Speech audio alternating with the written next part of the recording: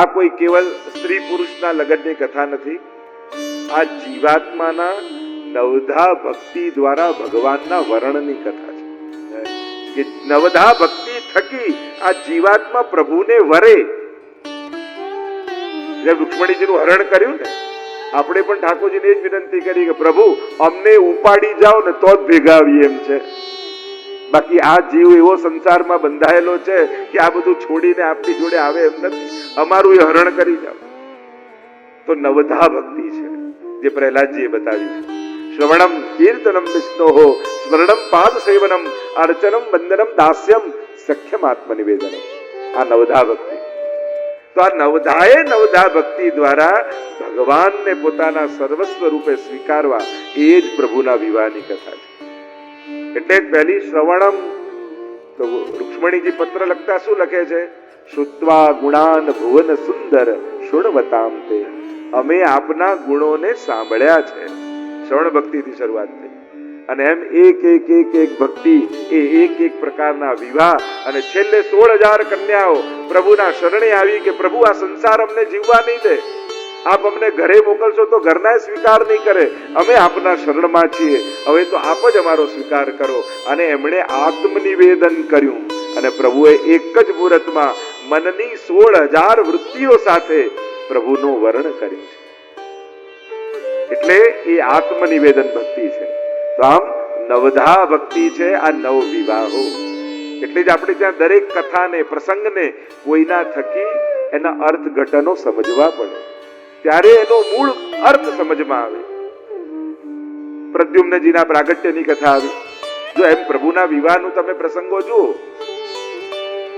તો 3 વિવાહ બહુ પ્રસિદ્ધ છે. એક રૂક્ષ્મણી વિવાહ, જેનો પ્રસંગ આપણે અને કાલે કેટલા આનંદથી રથ તૈયાર કર્યા અમારા બધા કાર્યકર્તાઓએ ને એમાં ઠાકોરજીને પધરાવ્યા. દ્વારિકાધીશને વાજતે ગાજતે પરમાત્મા પધાર્યા. રૂક્ષ્મણીજી અને બધાના મનોરથી એ પ્રભુ પક્ષના, કન્યા પક્ષના અને રૂક્ષ્મણીજીને પધરાવીને લાવ્યા. વિવાહનો ભાવ કર્યો. અહીંયા ભાવાત્મક વિવાહનો પ્રસંગ છે. આપણે ત્યાં તો બ્રહ્મ સંબંધ પણ એક અલૌકિક વિવાહ પ્રભુ સાથે માનવામાં આવે. જ્યારે આપણે બ્રહ્મ સંબંધ લઈએ છીએ ત્યારે આત્મના સહ સમર્પયામિ, આત્મા સહિત પ્રભુને સમર્પિત કરીએ. કારણ કે આત્માનો પતિ પરમાત્મા છે. પતિ કોને કહેવાય? જે પાલન કરે, જે રક્ષા કરે એ જ પતિ છે. તો આ જીવાત્માનો પાલક કોણ? તે પરમાત્મા તો છે. અને એટલે જ્યારે તુલસી દલ હાથમાં લઈએ છે ઠાકોરજી આગળ, બ્રહ્મ સંબંધ મંત્ર જે શ્રીનાથજી બાબાએ મહાપ્રભુજીને આપ્યો અને એ જ મંત્ર આજે 500 વર્ષ બાદ પણ આજે પણ વલ્લભકુલની ભીતર બિરાજીને મહાપ્રભુજી અને સાક્ષાત પ્રગટ બિરાજતા ઠાકોરજી અને પ્રત્યેક વૈષ્ણવની ભીતર રહેલા દમલાજી ફરી એ જ ક્રિયા કરે છે. એ જ હાથમાં તુલસી દલ લઈ અને એ જ ભગવાન કૃષ્ણથી વિખુટા પડે હજારો જન્મોનો અંતરાય થયો છે.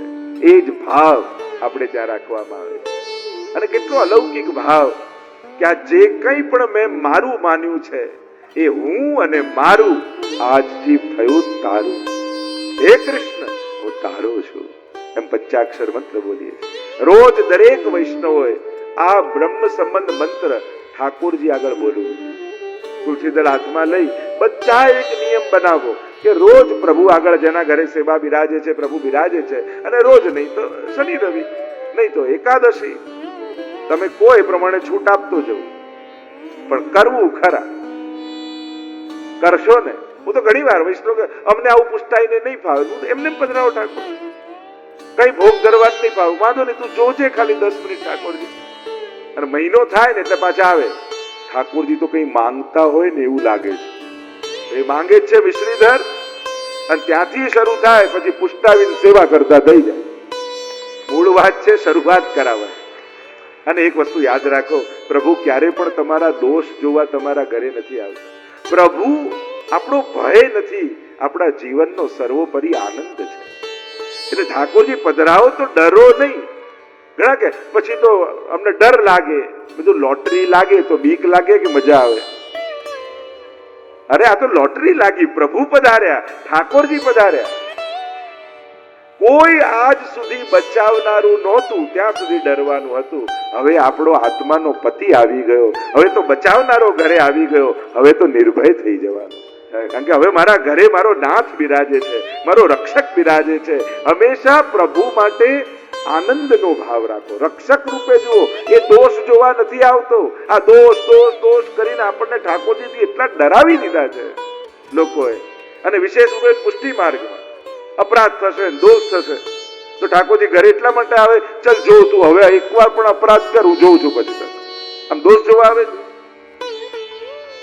અરે ખાંડમાં, દૂધમાં ખાંડ ઓછી હોય એટલે પરમાત્મા નારાજ થઈ જાય. ક્યારેક કોઈ વસ્તુ ભૂલી ગયા એટલે રિસાઈ જાય, નારાજ થઈ જાય. પુષ્ટિ માર્ગની એક વિશેષતા સમજી લો, અહીંયા ક્યારે પણ કોઈ નેગેટિવ ફળ નથી. ગમે તેવો જીવ અપરાધ કરી લે, ઠાકોરજી ક્યારે જીવનું અહિત થવા દેતા નથી. એ તમારો રક્ષક છે. આ વ્યવહાર જગત તો દુનિયામાં છે. સંસારના લોકોને ક્યાંક કહેવાનું ભૂલી જશો તો નારાજ થઈ જશે, પણ પ્રભુને ભૂલી જશો ને, પણ જ્યારે કામ હશે ને ત્યારે દોડતો આવીને પહેલો એ ઉભો રહેશે. આ પ્રભુની પ્રભુતા છે. એટલે સૌથી પહેલા પ્રભુથી ડરવાનું બંધ કરો. ભય ન રાખો, આનંદ રાખો. કે હું એક કટોરી મિશ્રી 15 મિનિટ સેવા કરું છું ને, તો 24 કલાક ઠાકોરજી મારી રક્ષા કરે છે. હું 5 મિનિટ યમનાષ્ટક બોલું છું ને, તો યમુનાજી 24 કલાક મારી રક્ષા કરે છે. એ તમારો રક્ષક છે. એ તમને દંડ આપવા નથી આવ્યો. એનાથી મોટો કૃપાળુ બીજો કોઈ નથી. એટલે દુનિયાના જે વ્યવહારો વિચારો છો ને, એવા વ્યવહારો ઠાકોરજી જોડે નહીં વિચારવા. મહાપ્રભુજીએ ના કહી છે. પ્રભુ તો પરમ દયાળુ છે. તો એ પણ એક અલૌકિક વિવાહ છે જેની વાત કરી રહ્યા છે. એટલે ઠાકોરજી પધરાવજો. કોઈ પણ વૈષ્ણવનું ઘર ઠાકોરજી વગરનું ન હોવું જોઈએ. આપણા ઘરનો વૈભવ, આપણા ઘરનું આ જે શોભા છે એ પ્રભુ છે. ભલે હમણાં પુષ્ટાવ્યા નથી, પણ એક ખૂણો ઠાકોરજી. અરે તમે કિચનમાંથી નીકળો તો તમને જમવાનું યાદ આવે કે? તમે ડ્રોઈંગ રૂમમાં, ટીવી રૂમમાં બેસો તો ટીવી જોવાનું, તો ટીવી જોવાની જગ્યા, જમવાની જગ્યા, બેડરૂમ સુવાની જગ્યા, બધાના રૂમ હોય તો પગે લાગવાની કોઈ જગ્યા ઘરમાં ન હોવી જોઈએ. એક ખૂણો ઠાકોરજી માટે હોવો જોઈએ કે જ્યાં બીજું કાંઈ નહીં પણ દંડવત કરીને નીકળે. જે ખૂણો જોઈને આપણને ભગવાન યાદ આવી જાય, એવો એક કોર્નર, એક 2x2 નું ખાનું. ક્યાંક પણ પ્રભુએ ક્યારે કોઈને લિસ્ટ મોકલાયું નથી કે આટલી આટલી વ્યવસ્થા હોય તો જ આવું. પ્રભુ કે બસ તું બોલાવ. હું તારા ઘર માટે નહીં, તારા દાગીના માટે નહીં, તારા વસ્ત્ર માટે નહીં, તારા ભોગ માટે નહીં, હું તારા ઘરે તારા માટે આવું છું. એને પ્રેમ આપણી જોડે છે, આપણી વ્યવસ્થાઓ જોડે નહીં. વ્યવસ્થાઓ તો વૈકુંઠમાં ઘણી છે, એને આપની જરૂર છે, આપણાથી પ્રેમ. તો જે વિવાહની કથા આપણે જોઈ રહ્યા છીએ, 3 વિવાહ પ્રસિદ્ધ છે. રૂક્ષ્મણીજીનો વિવાહ જોયો કાલે, એના દર્શન કર્યા. બીજા એક વિવાહ ઠાકોરજીના પ્રસિદ્ધ છે, તુલસી વિવાહ.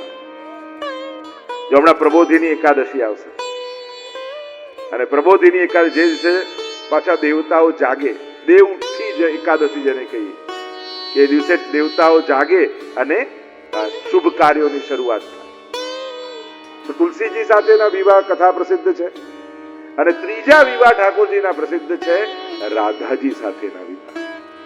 વ્રજમાં આજે પણ સંકેત વન આદિ તમે જાઓ, વ્રજયાત્રા જે ગયા હશે ને ખબર હશે, એ સ્થાન પર બ્રહ્માજીએ પોતે રાધાજી સાથે ઠાકોરજીના અલૌકિક વિવાહ કરાવેલા. અને વિવાહ એટલે આ વૈદિક કર્મ નહીં. વ્રજમાં તો બધું ભાવાત્મક છે, એટલે મનોરથ હોય, લીલા. એટલે જ આપણે ત્યાં એ મનોરથને શું કહેવાય? વિવાહ ખેલ, હોરી ખેલ. પ્રભુ માટે તો આ બધો ખેલ, ખેલ એટલે લીલા છે. તો વિવાહની વિધિ કરવાની, એમ તો વિવાહ ખેલ છે. તો સ્વામીજી સાથે પ્રભુના વિવાહ આપણે જ્યાં પદ સાહિત્યમાં ને ગાઈએ છીએ, કીર્તન સાહિત્યમાં પણ વિવાહના પ્રસંગો છે. તો આ 3 વિવાહ કૃષ્ણ પરક આપણે ત્યાં વિશેષ રૂપે મનાવવામાં આવે છે. તો ઘણી બધી ચર્ચાઓ. અને વિવાહ એક સંસ્કાર છે, જેને પાણી ગ્રહણ સંસ્કાર કહીએ. અને આજના સમયમાં એક બહુ મોટો પ્રશ્ન, અને યુવાનોને બધા, અમારે બંધાવું નથી હો વહેલા હમણાં. આ બંધન નથી, આ ગ્રહણ છે. અમે સેટ થઈ જઈએ ને પછી બધું. અરે પરણવું એ પણ સેટ થવાનો એક ભાગ જ છે.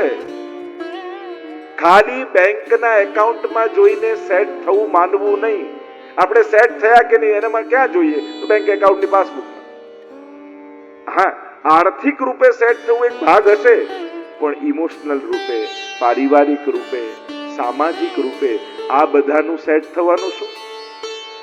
તમે એક જ કેવલ ધનને જોઈને જીવનને લક્ષ્ય બનાવો છો ને, એ બહુ સમજની અધૂરાપણું છે. કારણ કે માણસનો સર્વાંગી વિકાસ છે, એના ઇમોશન્સ છે, એની લાગણીઓ છે, એનો પરિવાર છે, એનું કુટુંબ છે. એકલો વ્યક્તિ ક્યાંક અધૂરો છે. અને એટલા માટે બે ભેગા થશો ને તો જલ્દી ભાગ્યોદય થશે. બે જણના નસીબ કામ કરશે. અને તમારું કારણ કે દરેક કાર્યનો એક સમય હોય છે, અને સમય કરતા મોડા પડો છો તો પછી જીવન મોડું થઈ જાય છે. એટલે અમુક કાર્યો, અમુક વસ્તુ અમુક યોગ્ય સમયે થવી એ પણ જીવનના સેટ થવાનો એક ભાગ છે. એટલે અત્યારના સમયમાં એ પણ એક વિચારવાનું બાબત છે કે ઘણી વાર મા બાપ એટલું બધું આગળ જે આને સમજાવો અને પેલું એક હું સેટ થઈ જઉં, પછી ખાલી પૈસાના સેટ થવામાં બાકી બધું અપસેટ થઈ જશે. એનું શું? પહેલા ચોઈસ, પછી જેમ એ થાય એટલે ચોઈસ ઘટતી જાય, અને પછી કઈ નહીં તો ચલાવી લઈશું, પછી એમ ચાલતું નથી હોતું. એટલે યોગ્ય સમયે યોગ્ય નિર્ણય લેવો એ ચતુરાઈ છે, એ સમજદારી છે. શાસ્ત્ર તો આપણે જ્યાં બતાવે છે 1 થી 25 વર્ષ વિદ્યા, 25 પછી 50 બ્રહ્મચર્યમાંથી ગ્રહસ્થ. દરેકનો એક સમય છે, અને યોગ્ય સમયે યોગ્ય નિર્ણય લેવા જોઈએ. અહીંયા પાણી ગ્રહણ સંસ્કાર આપણે કહીએ છીએ. પાણી એટલે હાથમાં પાણી લેવું એવું નહીં. પેલા પૂછતા ને કે સૌથી કઠણ ખોરાક કયો, પચે નહીં એવો? તો પેલા એ કહ્યું ગોળ ધાણા. જેને જેને ખાધા કોઈના પચ્યા નથી. હા, હસવાની બાબતો તો આપણે ઘણી બધી બનાવતા હોઈએ છીએ આ બાબતમાં, પણ કહેવાનો મારો અર્થ, એક ભાઈ આમ લગ્નના સર્ટિફિકેટમાં ધારીને જુએ તો કે આમાં શું શોધે છે લગ્ન સર્ટિફિકેટમાં? કે એક્સપાયરી ડેટ ગોતું છે. તો કે આમાં ના હોય, તો એક્સપાયર થયા પછી જ થશે. મૂળ વાત આ પણ એક સંસ્કાર. પાણી એટલે સંસ્કૃતમાં હાથને પાણી કહેવાય, અને પાણી ગ્રહણ, હસ્તનું ગ્રહણ. અને એમાં કેટલા પ્રકારના વચનો આપણે આપીએ છીએ. આપણે ત્યાં કોઈ કોન્ટ્રાક્ટ નથી, આપણે ત્યાં તો આપેલા વચનો છે કે એકબીજાને જન્મ જન્માંતર સુધી સાથે રહેવાના જે વચનો છે, એની કેવી એક ઊંચાઈ આધ્યાત્મિક, વિચારની, સામાજિકતાની. આપણે ત્યાં દરેક સંસ્કારો માણસને કેટલી ઊંચાઈ પર લઈ જાય છે. માણસ જન્મે ને ત્યારે પ્રાકૃત હોય છે, અને સંસ્કારો એને સંસ્કૃત બનાવે છે.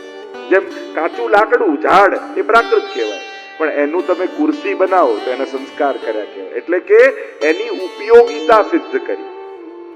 એમ માણસ જન્મે તો પ્રાકૃત છે, પણ તમારી આંખની, કાનની, નાકની, દરેકની, તમારા જીવનની ઉપયોગિતા, એટલે કે ધીરે ધીરે તમારી આધ્યાત્મિક જીવનની યાત્રા સામાજિક જીવન સાથે સાથે આગળ વધે છે, અને છેક મુક્તિ સુધીની વાત આપણે ત્યાં છે. તો જે વિવાહના પ્રસંગો જોયા, આગળ પ્રદ્યુમ્નજીના પ્રાગટ્યની કથા આવી. પ્રભુના પુત્ર થયા પ્રદ્યુમ્નજી. જો ભગવાન 4 વ્યૂહથી લીલા કરે છે, એ જ પરબ્રહ્મ શ્રી કૃષ્ણ. જો ભગવાનના અનેક પ્રકારના સ્વરૂપોની ચર્ચા આપણે ત્યાં છે. સ્વયં ભગવાન બ્રહ્મ, ભગવાનના અવતાર, ભગવાનની વિભૂતિઓ, ભગવાનના વ્યૂહ. પૂર્ણ પુરુષોત્તમ હોય ને એ ચતુર્વ્યૂહથી લીલા કરે, એટલે ભગવાન અને 4 ભાઈઓ કહેવાય, 4 વ્યૂહ. એમ જ અને જુદા જુદા વ્યૂહથી જુદી જુદી ક્રિયાઓ, લીલાઓ પ્રભુ કરતા હોય. એમ શ્રી કૃષ્ણ, પ્રદ્યુમ્ન, સંકર્ષણ, અનિરુદ્ધ, આ 4 વ્યૂહથી પરમાત્મા લીલા કરે. ચતુર્વ્યૂહ. અને જુદા જુદા કાર્યો જુદા જુદા વ્યૂહથી પરમાત્મા કરે. એની ખૂબ ગહનતમ ચર્ચાઓ છે. તો અહીંયા પ્રદ્યુમ્નજીના પ્રાગટ્યની કથા આવી, રતિ સાથે એમના વિવાહની કથા આવી, આગળ પ્રભુના અન્ય વિવાહોની કથા આવી. સત્રાજીત નામનો બ્રાહ્મણ દ્વારિકામાં રહેતો, સમંતક નામનો મણી એની પાસે હતો. રોજ 8 ભાર સોનું આપે, અને પ્રભુને થયું કે આ સોનું મળે છે, વ્યક્તિગત કોઈ વ્યક્તિ સુખી થાય એના કરતા રાજ્યકોષમાં આવે તો આખું રાજ્ય સુખી થાય. એટલે કહ્યું કે તું આ મણી રાજ્યકોષમાં આપી દે. અને સૂર્યની કૃપાથી એને મણી મળેલો, ને મણીને કારણે એ સત્રાજીતનું તેજ એવું હતું જાણે સાક્ષાત સૂર્ય આવ્યો હોય. એમ સભામાં એનું તેજ દેખાય. ભગવાને કહ્યું પણ સત્રાજીતે ના પાડી, માન્યો નહીં. એકવાર એના ભાઈ પ્રસેનને મણી આપ્યો અને પ્રસેન શિકાર કરવા માટે વનમાં ગયો અને ત્યાં સિંહે એને મારી નાખ્યો. હવે આટલી વાર થઈ અને સત્રાજીત આવ્યો, સત્રાજીતે કહ્યું મારો ભાઈ પ્રસેન આવ્યો નહીં, ચોક્કસ આ ભગવાન કૃષ્ણ એને મારીને મણી લઈ લીધો લાગે. આરોપ લગાડ્યો પરમાત્મા ઉપર.